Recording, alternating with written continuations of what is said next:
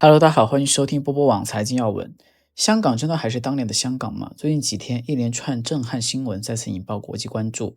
黎智英案持续发酵，香港国安体系进一步强化。与此同时，人民币汇率保卫战突然升级，北京不断释放维稳信号。而最引人争议的，则是香港特区政府动用巨额外汇资金投入北部都会区的建设，被不少评论人士质疑，香港的家底正在被拿去填补中国经济越来越大的窟窿。这些看似毫不相关的事件，其实都指向同一个问题：香港究竟发生了什么？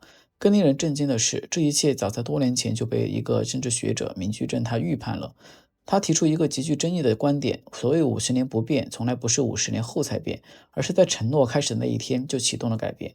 他的判断是，中共对香港的布局从来不是等待，而是渗透；不是接管之后才开始控制，而是接管之前就已经开始部署。从政府部门、金融系统、警务体系到媒体、教育、商界乃至社会组织，全部纳入长期的规划之中。而当我们回头看今天的香港，会发现曾经不可思议的事情正在一步一步成为现实。与此同时，中国经济正在经历房地产危机、地方债暴雷、人口萎缩、外资撤离、消费者低迷等多重压力，曾经支撑经济高速增长的引擎正在熄火。而香港这个国际金融中心也被越来越多的人视为北京手中最重要的一张牌。问题来了，当中国经济进入深水期，当香港的资金制度、国际地位不断被重新定义，北京究竟在下一盘什么样子的棋？香港现在的变化仅仅是香港的问题，还是整个中国未来的缩影？接下来我们就结合明居正教授的演講內容，一起拆解這場持續40多年的布局，看看香港如何一步一步走到今天，又將走向何方。咁睇起呢個係一個比較舊嘅題目，但其實唔係，因為佢對今日咧仲有非常現實嘅意義。咁今日我哋大概從幾個方面嚟傾呢件事啦。第一就係咩叫做50年不變，因為後面仲有啲可以探討嘅地方。第二咧就係中共當年咧點樣去設計、點樣部署嚟接收香港。第三咧就係接收咗部署好之後咧點樣掌握香港。第四個部分就係佢當年呢啲部署同呢啲掌握方式喺今日仲有啲咩意義。咁最後咧我哋想傾下許家屯，即係第一任嘅所謂嘅地下特首啊，佢一啲事情。好，而家講翻點樣第一件事就點樣叫做50年不變。當然我哋喺其他地方都講過嘅話題啦，我而家只想講一個點就係過去我哋講50年不變或者現時講50年不變咧，我哋不知不覺有一個錯覺，就係因為50年咧非常之長，就覺得話好似好長時間唔會嚟，所以不知不覺會覺得話好似應該永遠不變。當然其實唔係啦，你自己一講起嚟嘅話50年，咁50年之後就嚟㗎咯，唔係話永遠不變，大家都知道。所以50年不變咧，第一唔係永遠不變，第二咧當然唔係一夜之間就要變天。所以如果認真諗落去，50年不變係咩意思咧？係慢慢改變你，但係最後一定變。但係講到50年不變咧，大家都仲係好似至少我自己啦，大家不知不覺會覺得話好似好長時間唔會變喎。咁幾長咧？大家起碼我啦似乎都諗話40幾年唔會變，到最後2-3年先變。但係咪咁樣咧？應該唔係。照中共嘅習慣，照中共嘅邏輯，佢絕對唔會咁樣做。佢嘅50年不變係我應承你咁樣，但最後咧我就頭先話啦，最後一定變成咩咧？一定變成一國一制嘛。如果50年之後仲係一國兩制話，咁佢咪好冇面？搞到半日啦，我都搞成咁樣，我嘅制度，我主要制度竟然不能夠修復或者令香港呢啲咁細嘅地方信服我，咁接受我一國一制，咁我一國一制咪好丟架，所以梗係搞一國一制。咁所以最後變成一國一制，咁即係話到嗰個時候，香港就會變得同大陸內部嘅省份一樣，一模一樣，完全冇差別。咁即係話佢有個過程。而家我哋想講就係呢個過程。呢個過程幾時開始咧？頭先講啦，過去話50年不變，所以大家覺得話會好長時間之後先慢慢開始改變。但我再講一次，呢係我哋嘅邏輯。中共嘅邏輯就係越早開始改變越好。一方面就係咧，50年咧唔係真嘅，好快就幫你結束咗。如果得嘅話，咁第二咧就係我盡快掌握，盡快轉變。咁至少唔轉變咧，我都能夠掌握到。所以仔細諗落去，50年不變咧係呢幾年開始就會變。但係話講翻係嚟得真係早咗一啲。我哋想象起碼再過個10年、8年，甚至乎20年都合理㗎啦。但係佢哋可能等不及咁耐，所以而家就開始啦。所以先產生今日嘅問題。好，咁講到呢度咧，就講翻當年佢哋點樣接收香港嘅，又點樣談判，點樣接收。咁談判過程大家好清楚啦。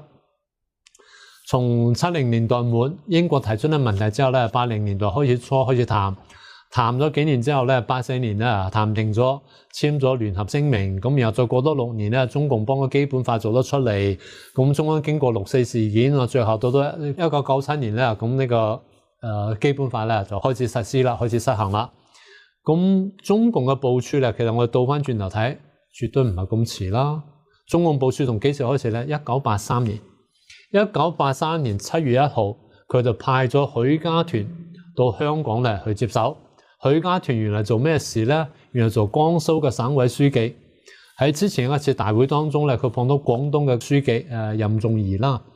咁兩個傾起嚟，許家屯係喺個回憶錄入面寫到話，喺個會上面碰到任仲夷，咁任仲夷同佢講話：我廣東做完啦，我要安全下莊啦。咁你咧？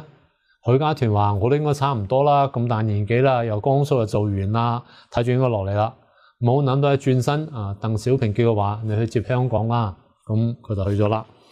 所以佢到咗香港咧，1983年7月1號，好多人應該記得佢點去噶啦，着咗一身毛裝。然後佢飛咗嗰個短髮，然後咧戴一副黑嘅太陽眼鏡，我哋廣東人叫紅綠眼鏡啦。然後落咗機之後啦，嗰啲記者撲上去湧上去就問佢話：你為咩事情而來啊？佢話：我為咗祖國統一而來。哇！當場嚇翻咗一堆人。咁佢自己諗翻住都好得人驚，一身毛裝，然後個黑眼鏡，然後非常土嘅個外形點又講到呢度話就嚇死香港人。咁等到佢嚟到香港一段時間，咁同嗰啲香港呢啲權貴咧、商界呢啲人士咧接觸多啦，佢慢慢認識到啦，自己嘅打扮、思維各方面咧，同香港嘅社會係格格不入。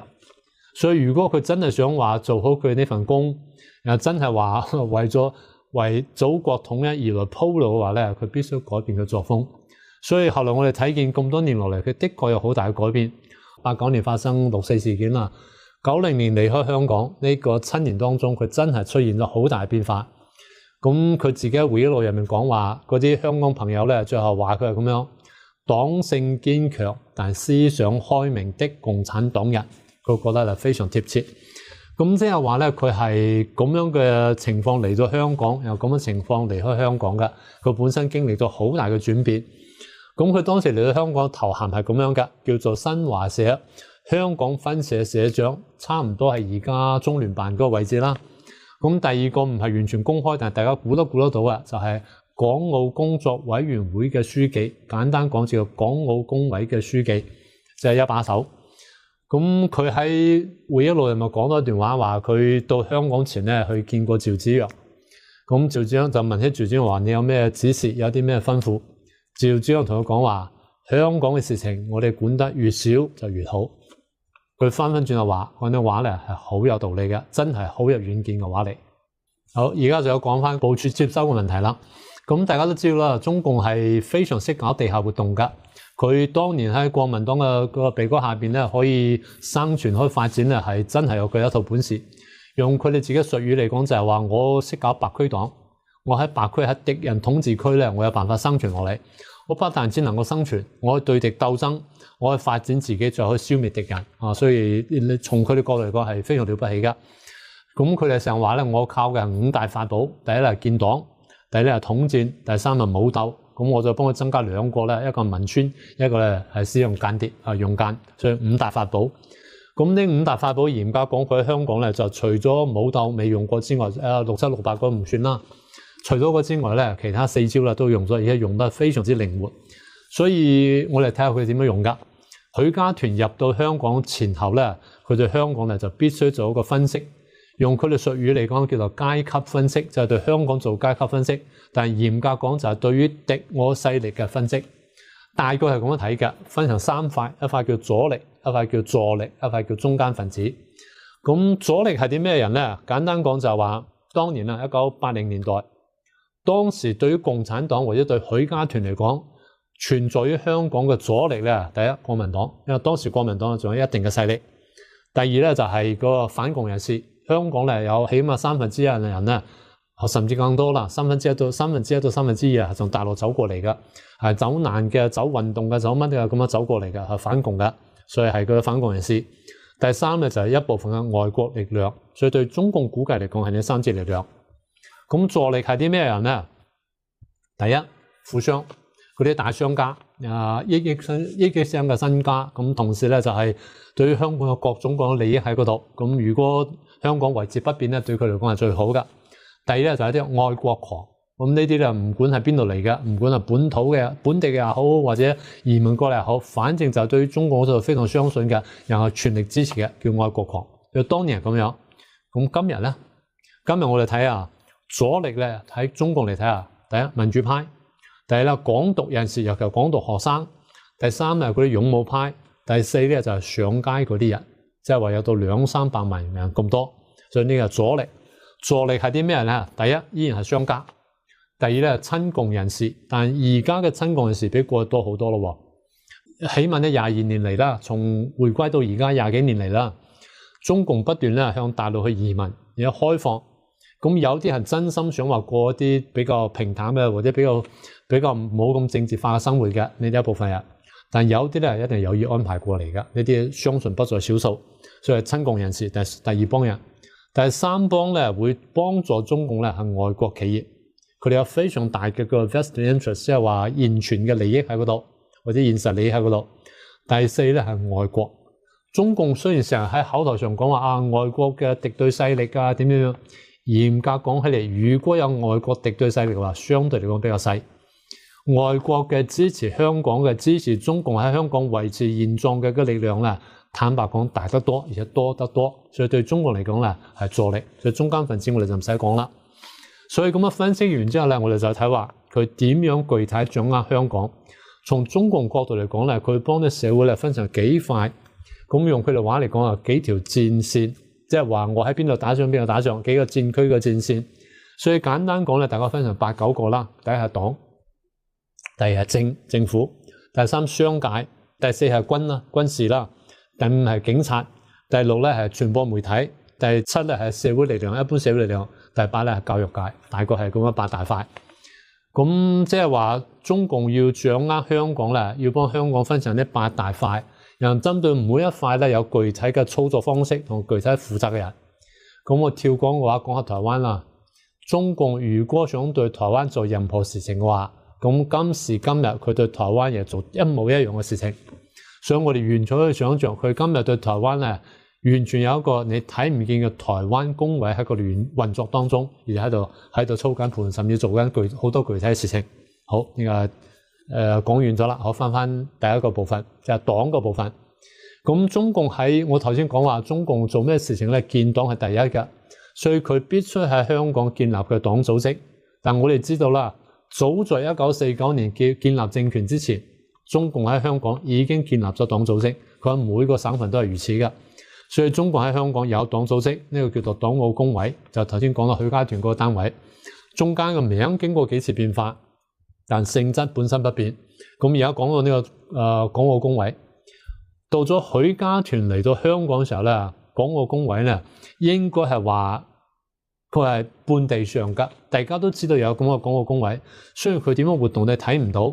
表面上出嚟咧就係新華社嘅香港分社，但係人人都心知肚明，佢係港澳工委。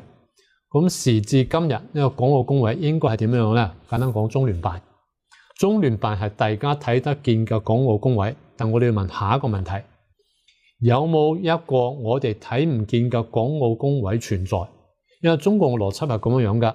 咁我哋睇得見嘅港澳工委喺嗰度，即係中聯辦喺嗰度，我當然係代表我哋中國喺呢度嘅權力啊，或者象徵啊乜。但係我哋嘅習慣就係我哋有地下黨嘅個性㗎嘛，所以喺你哋睇得見嘅地方下面有一個你睇唔見嘅嘢，呢個嘢唔一定喺嗰度，可能喺其他地方，但係佢可能係另一個第二個港澳工委。權力點樣分我哋唔係確定，唔係好確定，但係對於中共邏輯嚟講，咁樣完全合理。就係話呢個唔小心，如果爆咗、整死咗、整殘咗、俾趕走咗，其實其他咧，我仲有一個可以運作，所以應該有個我哋睇唔見嘅隱形嘅地下嘅黨澳工委喺嗰度緊。咁呢個第二個，所以唔管係呢個公開嘅私下嘅咧，佢點樣運作咧？頭先咪講其他嘅一共係8大戰線啦。咁除咗黨呢一支之外咧，佢仲有7大戰線啊嘛。咁以呢個工委為中心，佢對呢7個戰線咧分別有一條帶嘅，用佢原先嘅話叫做輸送帶。呢個輸送帶就係譬如話對於教育界啦，咁咧港澳工委對於個教育界咧，佢就有一個聯絡嘅管道，一個聯繫嘅管道，一個指揮嘅管道。一方面就我黨咧從北京攞到命令、攞到指令之後，我咧整理過，然後確定話針對香港現時情況，我應該點樣運作，然後幫呢個地方特別整理出對於教育戰線嗰一塊嘅，透過我管道咧通知教育戰線人，你哋要咁樣做，要咁樣講話，咁樣運作做呢啲事情，係從而加強我哋共產黨喺教育戰線呢個方面嘅作為同能見度同影響力。咁對其他咩體育界啦、藝文界啊、傳播界或者其他界咧都係如此啊，所以呢叫輸送帶，即係話咧黨係核心，黨嘅港澳工委係核心，由區議員核心為運作中心咧，佢指揮咧同接收消息。一方面我發出命令指揮你哋運作，二方面咧就係你哋有啲咩信息咧回饋俾我，然後我點樣同中央回報咧，我哋整理嚟指揮下一步工作。所以呢個係黨嘅部分。好，我咁黨部分講完之後咧，跟住落嚟咧就係香港政府嘅部分啦。咁呢個部分咧，大概分幾塊嚟講。第一係人，第二係單位。我哋先講人，我哋唔係講具體人，即係話從共產黨嚟睇，我喺香港政府入邊，我要依賴點樣嘅人？我哋從佢個角度嚟睇，第一最可靠嘅係我共產黨員，一係吸收擺喺嗰度嘅，一係咧就係我直情幫人慢慢一步步擺入去嘅。總言之啦，共產黨員入咗香港政府啦，就係共產黨員。第一，第二咧係我喺呢個過程當中，唔管係1983年之後咧，或者1997年之後，我中共力量慢慢滲透入咗香港之後，我逐步吸收嘅人，佢係現成已經喺香港政府入邊啦。但係咧，我不斷做佢工作，做佢思想工作，同佢統戰，最後幫佢吸收入嚟，呢個吸收嘅。第三咧就係我培養又擺入去嘅。呢個話係咩意思咧？就係呢個人本來唔喺香港政府入邊，但係咧因為佢能幹或者真係合用，所以我培養佢，然後咧讓佢打入香港政府。唔管係靠考試啦，或者靠咩聘用或者咩方式，反正總言之咧，你入咗去啦，你係培養嘅。第三部分，第四部分咧係要挾嚟嘅，就係你喺好關鍵嘅位置上面，我好需要你嘅幫手，但係咧我點樣爭取你都爭取唔到。我同你講共產黨道理，你聽唔落去；然後同你講啲呢個民族主義道理，你聽唔落去。最後點咧？我捉到你把柄，你貪錢，你貪色，你貪呢個貪嗰個，或者有咩事情俾我捉到，私生活咩事情俾我捉到之後我攞出去要挾你。所以要挾到你之後咧，逼你咧同我合作。咁啊，第四類。所以簡單講，中國喺人一方面佢做咩事咧？做兩件事。第一，佢建立黨組織，唔係有多人啊嘛。3個人咧就可以建立一個小組，然後多個小組就建立一個支部啊，咁一層層咁上去。所以第一建立組織就係建黨，第二咧係統戰，就頭先講啦，吸收培養啦、要挾啦，就係統戰。所以簡單講喺人嗰部分咧，佢用到2大法寶啦，就可以做到事啦。第一建黨，第二統戰。好，呢個人嗰部分。咁而家就講到部門或者單位嘅部分啦。咁單位咧簡單講分成3層，第一層係司嘅嗰一層，第二係局呢一層，第三係處同庶呢一層，3層。我哋先講司呢一層。喺司呢個部分咧有3個司：政務司、財政司同律政司。咁喺局呢一層咧有運輸啦、衛生啦、保安啦等等。咁喺處呢入邊最關鍵咧就警務處。所以喺呢幾個部門當中啦，喺我哋嚟睇咧，以中共嘅邏輯嚟講，應該絕大多數共產黨人。即係話我唔會等到50年之後或者48年之後咧，我先慢慢搞呢件事。我喺現時就開始不斷嘅培養、吸收或者要挾啦，又使令到呢啲人咧就一係就直情變成共產黨員，一係咧就俾我要挾到咧可以配合我嘅工作。但我哋認為都係共產黨員多，雖然我哋睇唔見，雖然官方表面上講係港人治港，但係我哋堅決相信，以中共嘅個性同中共邏輯嚟講，絕對唔係港人治港，絕對係黨人治港。好，呢個係部門嘅部分。好，咁更具體啦，就講到特首啦，因為呢個係關鍵啊嘛，700萬人之上，由北京之下就係佢啦，所以呢個人好緊要。咁我哋知道到現時為止咧，一共出現過4任特首。第一係董建華董生，第二咧係曾蔭權曾生，第三係梁振英梁生，第四咧係林太，4位。我哋而家睇咧，董建華董生咧應該唔係黨員，佢應該就係商人，本地嘅大商家。咁第一任嘅特首咧，用商家嚟做咧，比較取信於港人，亦取信於國際社會，所以佢應該就係一個比較單純嘅商人。第二咧，曾生係咩咧？係高級文官，一路培養上嚟噶，可能係共產黨員，但亦可能唔係，因為佢相對嚟講都係比較過渡嘅。呢個第二個。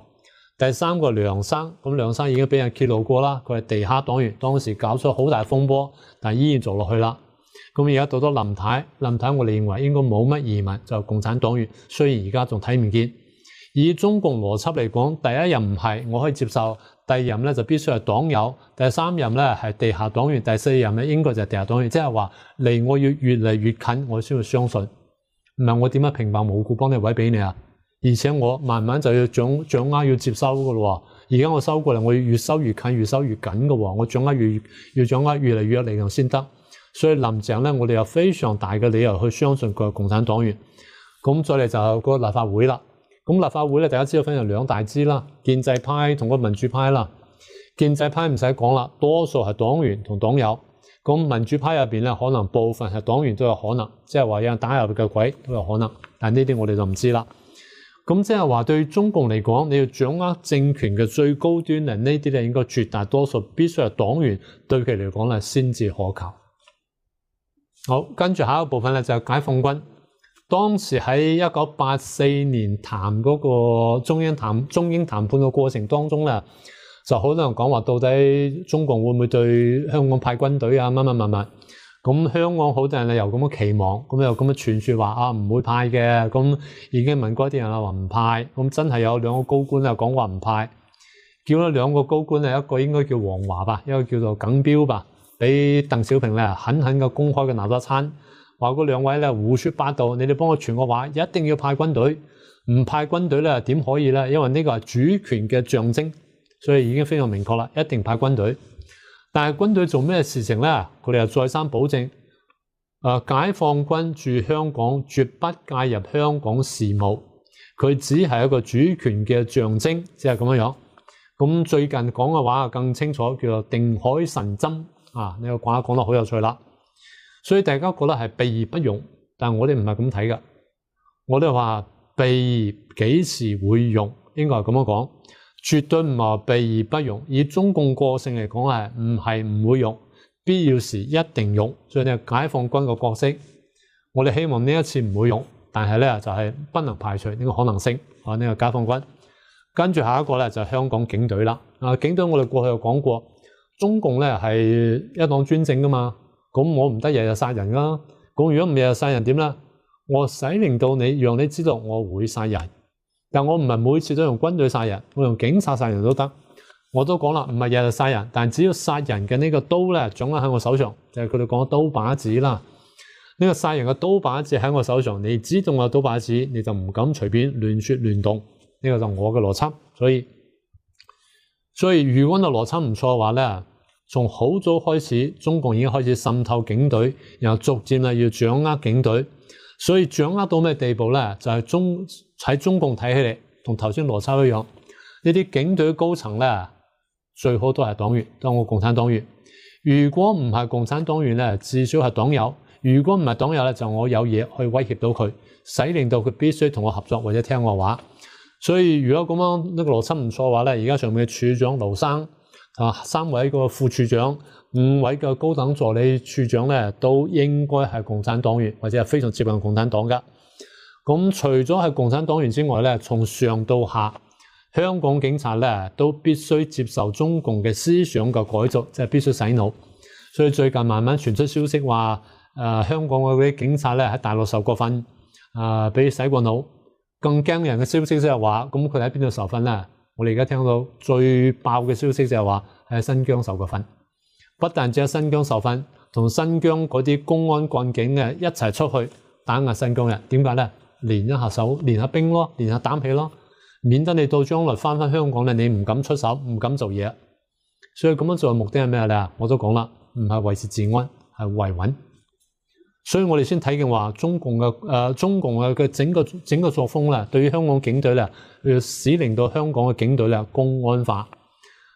所以咁樣先得解釋話點解呢一排我哋睇見香港警察去處理香港民眾嗰啲請願又好、示威又好、遊行又好啦，佢哋打擊嘅手法咧，同中國大陸公安幹警甚至同武警啊幾乎一模一樣啊。佢道理應該係咁樣。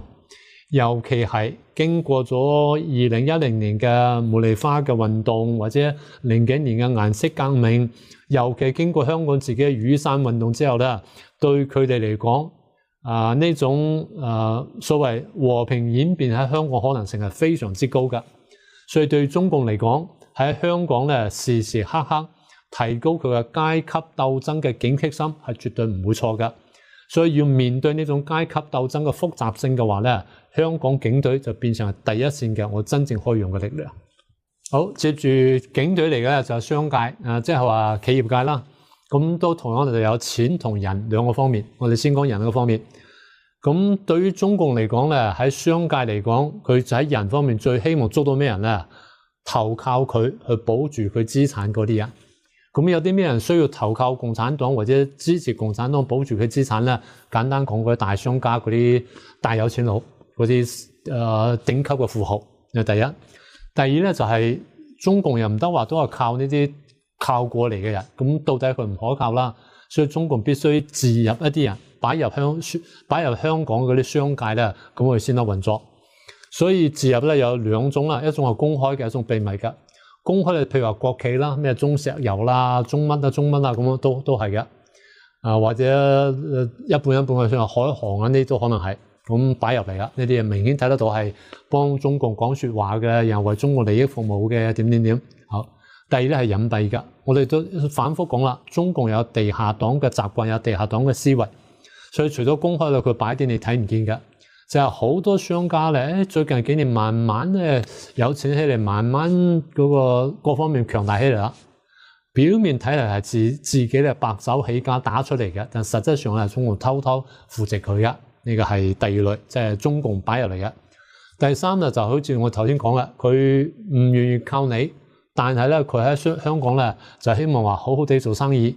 只要一國兩制能夠運行咧，咁我就喺度老老實實做生意啦。咁呢啲人咧喺中共睇起嚟係可以爭取去拉攏，但係咧唔會完全變成支持我哋嘅，但係就係基本上唔反對我哋嘅。所以呢個係人嘅部分。咁具體嚟講就係啲大企業啦，又再嚟啦銀行。香港銀行對中國嚟講特別好用。